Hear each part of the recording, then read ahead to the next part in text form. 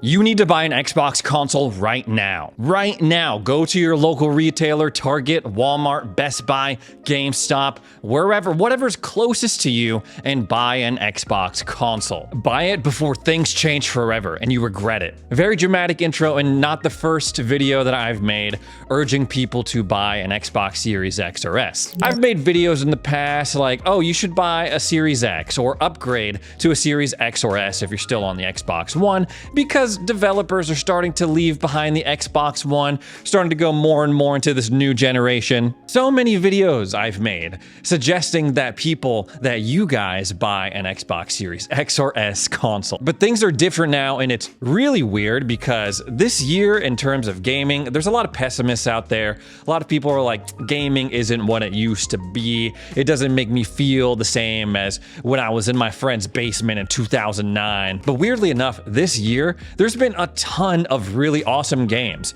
So much so that people are like, well, I don't even know what game is gonna win Game of the Year. So many good, high quality games coming out. So yeah, it's a good time to be a fan of games, but it's also a stupid ass time to be a fan of games, because there's another thing happening that we haven't ever seen before, and that's the fact that things are just getting more and more expensive in the stupid world. Not just the games themselves going from $60 to $70 to now $80 sometimes, but also the things that we need to play those games. PlayStation started raising their prices around the world, starting with the digital console a couple of years back. This was after it became well known that they were making an actual profit on the hardware sold. We have seen an increase in price for the base Switch model. And of course, for the Switch 2, pre-orders got delayed, prices went up because of all this financial craziness going on in the world. And by the world, I mean the US. Xbox, no stranger to raising prices themselves, raising the price of Game Pass. And now, for the second time in 6 months, they are raising the price of their Xbox consoles, the Series X and the Series S. All the different versions of them, which means that all of you watching who are living in the US of A, you have 11 days from the time that I'm filming this video. It's September 21st right now. 11 days until October 2nd. Okay, it turns out it's not October 2nd. I'm reading October 3rd. So give or take, you have an extra day to buy a Series X, to upgrade from your Xbox One before it increases to just an insane price point. The Series S is getting a price increase from $380 to $400. The Series S with the 1 terabyte is getting a $20 bump to $450. If you want a Series X but you don't want a disk drive and you buy after October 2nd, it's now going to cost you $600. Our old pal, the Series X, going to be reaching $650. And here's the kicker. The Xbox Series X 2 terabyte Galaxy Black Special Edition is going from $730 to $800. I'm so sick and tired of seeing things that I've never seen before in my life. I've been a fan of gaming for 25 years, never seen this in my life. The fact that these prices keep going up for the current generation of hardware, when historically they should be going all the way down, especially after that mid-gen refresh, like when they released the PS5 Pro. Now, this could not come at a worse time for Xbox, because all of their messaging right now is they're trying to position themselves as the brand of flexibility, of value with services like Game Pass and cloud gaming, the platform of freedom. Oh, play on your consoles, your PC, your phone, wherever. They were so close to putting it all together and really positioning themselves as this brand that's consumer friendly, budget friendly, however you want to describe it. Oh, these other guys might be raising their prices to $80 a game, but we're not going to. Well, not after the backlash that we received. Also, even if you don't want to pay $80 for games, you can subscribe to Game Pass. $20 a month, get a ton of games. And it's not like that stuff is going to go out the window. Those services are still going to exist. They're still going to be awesome. But when you start introducing $500, $600, $700, $800 consoles, that clashes with that identity a little bit. And keep in mind, on October 16th, the Xbox Ally and the Xbox Ally X are supposed to be launching. And still, as of September 21st, the day that I'm filming this video, we have no idea what these things are going to cost. Some people have been speculating. Destin did a whole video about how he called his buddy at Best Buy or saw some listings there, but nothing official yet. If an Xbox Series X X is going anywhere from $600 to $800. Then this talk about $1,000 Xbox handheld, the Xbox Ally X, starts to become a lot more realistic. If people weren't buying Xbox consoles up until this point, they're for sure not going to buy one for $600. I mean, just think back. Go on back to the release of the PS3 when it was $600 and everyone was like, whoa, no way am I paying $600. I better go buy an Xbox 360. Thinking back to the launch of the Xbox One and the PS4, Xbox One, $500, forced you to buy the Kinect as well as the console. Everyone was like, what? No way am I paying $500 for an Xbox when I could pay $400 for a PS4. How naive we were. We thought we had it so good to be like, no way am I gonna pay $500 for an Xbox console. Now that is the minimum for a Series S almost. Imagine traveling back in time and telling someone that an Xbox console would cost as much as $800. They'd probably have a heart attack. They'd probably stroke out. Of course, this is only happening in the United States because of certain economic challenges. I'm not gonna get too deep into that because I'm not a politician. I'm also not really well versed in economics. So I can say tariffs this, tariffs that. I don't really know. I don't even know if they're really in effect right now. But because this is only happening in the US, a lot of people are looking at those tariffs, whether or not they're actually inactive, and saying that they are the root cause for these price increases that we're seeing from Microsoft, especially because the majority of their hardware comes from China. And as far as I know, Microsoft isn't working on breaking ground to make a console manufacturing plant here in the US. And even if they did, it would take them several years to do so, which makes me really scared for the future of consoles. Not just Xbox, but all the other platforms too, PlayStation and Nintendo. $600 to $800 Series X's, that defeats the whole purpose of what makes consoles cool in the first place. When you buy a console, you buy it knowing that, yeah, sure, you can blow a bunch of money on a PC, have more flexibility, have better performance, sure, but you're gonna be paying for that. With a console, it's a low, usually flat fee, not a lot of hassle. You just plug it into a TV, you turn it on, and you play games. But in a world of $800 consoles, possibly $1,000 consoles, the Xbox Ally X, all of that goes out the window. The Series S, the whole point of it was supposed to be that it was affordable,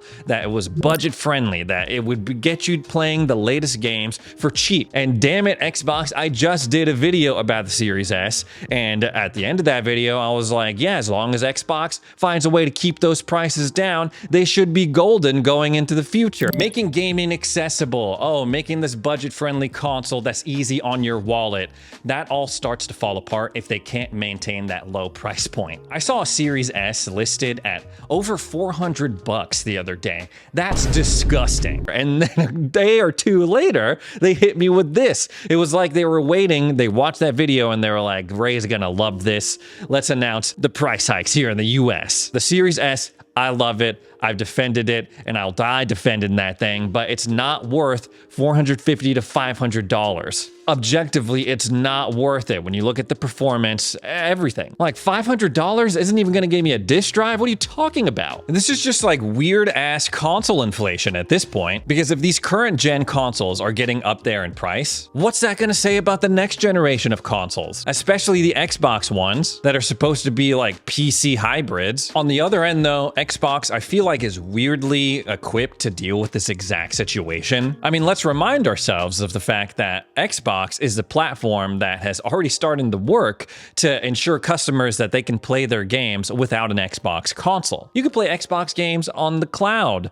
You can beam them to your phone. Anything. You can play them on PlayStation. So as someone who loves consoles, I hate to see these price increases, and I'm afraid of what they're gonna do to the console market. Despite all the backlash that they've gotten, Xbox has already done the work to make sure that we can still play their games without the need to buy an $800 console. But let's face it, this is not the way. Xbox, they may be moving in this direction where they're focusing more on cloud and PC, but they still need their console audience. They make up a significant portion of their gaming division. Are we getting priced out before our very eyes? I mean, I know people are gonna find a way to buy the next-gen hardware, no matter what. Thinking back to the launch of the Series X, there's a lot of people losing their jobs, a lot of financial uncertainty at that time too, and people still found a way to scalp them, resell them, mark them up for crazy prices. But I worry about the majority, the the normal people? Are guys like you and me gonna wanna buy a $700 Xbox console? Especially when they don't have any true exclusive games anymore. I'm worried, man. I'm worried, especially because like once prices go up,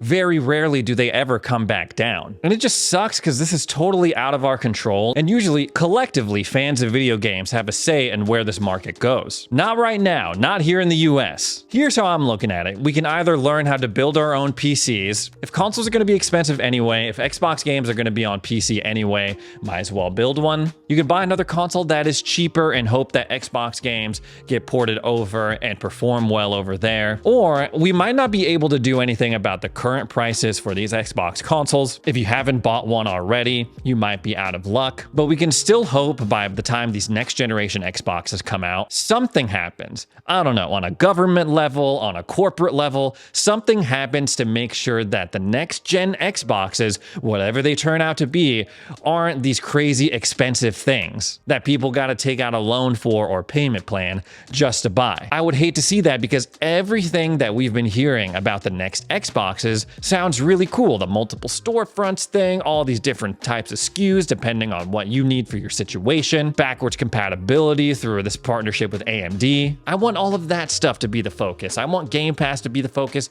cloud gaming to be the focus. The first party games are really good. Everything that Xbox has been working up until this point, I want that to be the focus, not, oh my gosh, this Xbox is super expensive. It's crazy times in the world, man, crazy times. And I'm a little late to the party making a video about this because I'm in the middle of a move. As you can tell, my setup is a little bit different right now. I've also been playing Borderlands 4. I know, a lot of negative buzz about Borderlands 4, about the memory leak, about the performance issues, frames dropping, stuttering, crashing, sprinkle in a few comments from Randy Pitchford. You got a really crazy media cycle around this game. And so part of me hates to say this because of all that, but I've been having a lot of fun with this game, man. It's not the perfect game, but it hits all the same notes that made me fall in love with Borderlands in the first place. An insane amount of some really unique guns. The Vault Hunters in this edition are really, really cool. And while I'm not really hooked on the story just yet, I'm just kind of like blindly going through and shooting things. I think it's way better than what we got in Borderlands 3. Definitely not as good as Borderlands 2. I don't think any Borderlands is gonna have as good of a story as that for me personally, but it's doing enough. I like the enemies. I like the Timekeeper. I don't really know too much about him right now because I'm on level 18 right now, still in the Fadelands, and I'm really enjoying the map too. I'm just in that first zone and there's a ton of map variety. There's a lot of mobility options now that we have a grappling hook. Speaking of, I love being able to use that grappling hook to pick up like canisters and tanks, throw them at people. That core Borderlands feel of like wacky, crazy FPS chaos. It's really hitting this time around, and more importantly, it's giving me an excuse to reconnect with my old Borderlands buddy, Eldon. We played all the games together, and we're playing through 4 right now. I'm playing as Vex the Siren, he's playing as Rafa. And the one thing I will say is that I'm not really in love with the action abilities for Vex. I've played the Siren in every other Borderlands game, and while I do think Vex's abilities are really useful, like my Reaper can taunt and tank people, I have this minion cat that can help me do DPS and also act as a tank as well. Visually, the Eldritch Blast stuff is really cool, but none of them are really sticking out to me as game changers. All very useful, don't get me wrong, and maybe it's my fault, maybe I'm not utilizing my build right, but when I think back to that first Borderlands with the phase walking, Borderlands 2, phase locking, Vex's abilities, they're not as flashy, they're not as, they don't feel like my ultimate move, you know what I mean? My buddy running around as Rafa has been really fun, but the thing is that I don't really get Rafa's personality. See, okay, let me explain. Every Vault Hunter has their thing. Going back to Borderlands 1, you had Brick, Lilith, Roland, and Mordecai. They all had their thing when it came to their personalities. Brick was like the big dumb guy who just liked punching things. Mordecai was the shifty one who talked to his bird and would just kind of hang back and snipe people, and his dialogue reflect that. Roland was like the moral compass. He was a straight shooter, the leader character. And then Lilith embodied the Siren, that kind of cool, laid back, but could be venomous at time, femme fatale. I don't really get Rafa's thing. He's smooth, but He's also like very arrogant, braggadocious. I don't know. He's not. I think what's missing from Rafa is that he's not super funny. Whereas a lot of his dialogue seems to be written to make me laugh. But of course, that's nitpicky stuff. The core gameplay loop of killing, looting, leveling up, selling your stuff, driving around, climbing up buildings, headshotting people. They're saying some crazy stuff about making people stew. That's all still there, and it's awesome. I've had my game crash once, and I've had a few moments where I'm like, okay, I'm getting some pretty crazy drops in terms of the FPS, but it hasn't been as bad as what I was expecting reading all of those stories. What I see in Borderlands 4 is they have this respect for the original Borderlands series. It may be on another planet, they're not on Pandora anymore, but there's plenty for veteran players to enjoy. But I also think it's a really cool entry point for people who have never played the series before. You don't necessarily need to know what happened with Pandora and the Crimson Raiders in order to enjoy what's going on in Borderlands 4. But if you look deep enough, there's some really cool Easter eggs waiting for you if you're an OG fan. I can't wait to get to level 50. I can't wait to tinker with my build. Can't wait to run around with my buddy Eldon some more. And if you want to run around with me, if you have Borderlands 4, just add me on Xbox. I can't promise that I'll be available to play whenever you're on, but if you see me online, definitely shoot me a message. Anyways, guys, that's all the Xbox stuff I have to talk about today. Thanks so much for joining me for another edition of Xbox Ready. If you made it this far into the video, consider subscribing. Thanks again for watching, and we'll see you in the next one.